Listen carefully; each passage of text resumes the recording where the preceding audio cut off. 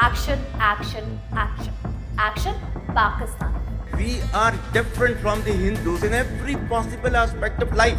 Our religion is different. Our customs are different. Our traditions are different. Hindustan अपने दुश्मनों से चुन चुन कर बदला लेना जानता है। बोलते भेलपुरी खाने से मेरा पति साइड था, एक इंसान है उसने उसको गोली मार दी। यहाँ पे उसने बोला कि ये शायद मुस्लिम नहीं है, उसने उसको गोली मार दी। पहलगाम की खूबसूरत वादियों को खून से लथपथ करने के बाद हर तरफ एक ही आवाज उठ रही है, action, action, action, action Pakistan पर। क्योंकि जिस तरह से पाकिस्तानियों ने अपने आतंकवादियों के जरिए भारत को जो चोट पहुंचाई है, उसका हिसाब अब चुन चुन कर लिया जाएगा। आतंकियों ने अनंतनाग जिले के पहलगाम में खुलेआम नरसंहार किया है। जिन वादियों में देश भर से सैलानी घूमने पहुंचे थे, उसी वादी में दहशतगर्दों ने सैलानियों का पहले धर्म पूछा और फिर मौत के घाट उतार दिया। आतंकियों ने हैवानियत की सारी हदों को पार कर दिया। एक पत्नी की आंखों के सामने पति को गोली मार दी, किसी की आंखों के सामने उसके परिजन को मार दिया। दहशतगर्दों ने एक दो नहीं बल्कि पूरे लगभग 26 से 28 सैलानियों को चुन चुन कर मार डाला। दहशतगर्दी का ऐसा खौफनाक खेल खेला गया कि सुनकर किसी की भी रूह कांप उठे। आतंकियों की गोली से जो बच गए, उनकी आप बीती कलेजा चीर देने वाली है। आपको बता दें, पर्यटकों पर यह 25 साल का सबसे बड़ा आतंकी हमला है। इससे पहले 2000 में अमरनाथ बेस कैंप पर हमले में 30 से ज्यादा नागरिक मारे गए थे और 60 घायल हुए थे। 2019 में भी घाटी के पुलवामा में भी बड़ा घातक हमला हुआ था। पीडीपी सहित तमाम संगठन ने विरोध प्रदर्शन का ऐलान किया और आज जम्मू कश्मीर बंद का आह्वान किया गया। खुफिया सूत्र बताते हैं कि दहशतगर्दों ने पर्यटन स्थलों और होटलों की रेकी की थी, 300 राउंड फायरिंग की। चश्मदीद बताते हैं कि आतंकवादी आर्मी और पुलिस की वर्दी पहनकर आए थे और मास्क लगाए थे। ये सभी मिनी स्विट्जरलैंड कहे जाने वाले घास के मैदान में घुसे और गोलीबारी की। आतंकियों ने धर्म पूछकर पुरुषों को ही निशाना बनाया। एक महिला पर्यटक का कहना था कि आतंकियों ने पहले मेरे पति का धर्म पूछा और फिर गोली मार दिया। हमले में मारे गए कर्नाटक के मंजुनाथ की पत्नी ने बताया कि जब उन्होंने आतंकियों से कहा कि आपने मेरे पति को मार दिया, मुझे भी मार दो, आतंकी बोला कि तुम्हें नहीं मारेंगे, जाओ मोदी को बता दो।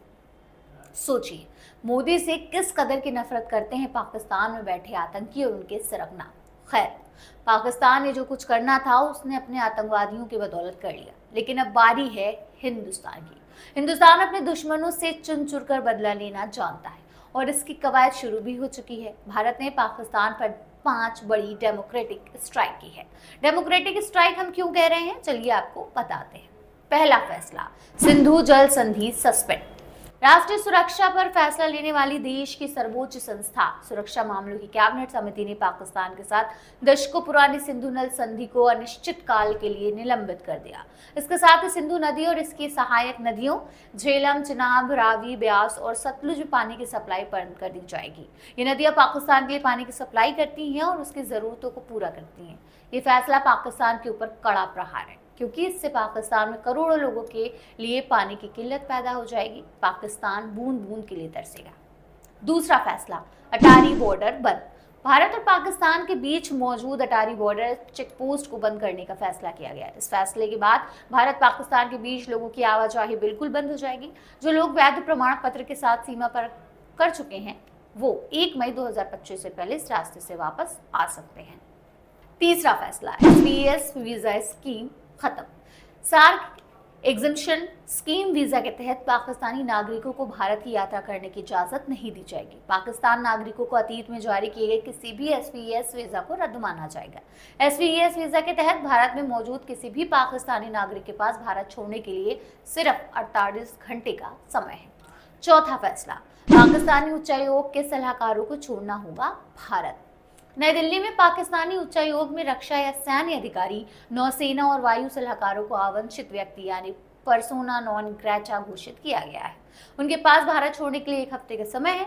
भारत इस्लामाबाद में भारतीय उच्चायोग से अपने रक्षा, नौसेना, वायु सलाहकारों को वापस बुलाएगा। संबंधित उच्चायोग में ये पद तत्काल प्रभाव से निरस्त माने जाएंगे।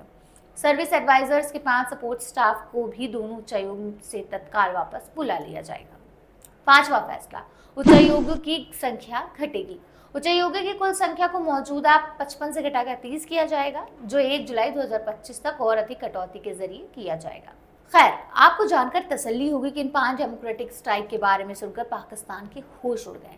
वो लगातार मीटिंग्स किए जा रहा है। उम्मीद है अपनी मदद के लिए दौड़े दौड़े दूसरे देशों के पास भी जाएंगे, लेकिन वहां से भी उनका कोई कामयाबी हासिल नहीं होगी, क्योंकि पूरी दुनिया पहलगाम हमले के बाद भारत के साथ है। बहरहाल, पाकिस्तान की हालत पहले ही डाउन है और अब भारत की इन डेमोक्रेटिक स्ट्राइक के बाद पाकिस्तान की हालत बद से बदतर होती चली जाएगी।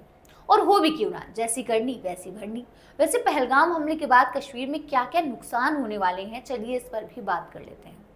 आपको बता दें कि धारा 370 हटने के बाद से जम्मू कश्मीर में अमन और शांति लौट आई थी, लेकिन उस पर ग्रहण लगता हुआ नजर आ रहा है। जो टूरिज्म इंडस्ट्री वहां तेजी से फैल रही थी, अब उस इंडस्ट्री को बड़ा झटका लगा है। लोगों के अंदर कश्मीर जाने को लेकर एक डर पैदा हो गया है। इस हमले का असर कश्मीर के सभी सेक्टर्स पर पड़ सकता है। खासकर पर्यटन पर ज्यादा प्रभाव दिखाई दे सकता है। वहां पर होटल, कंपनी खोलने और फल का व्यापार करने का इरादा रखने वाले निवेशकों का विश्वास हिल सकता है।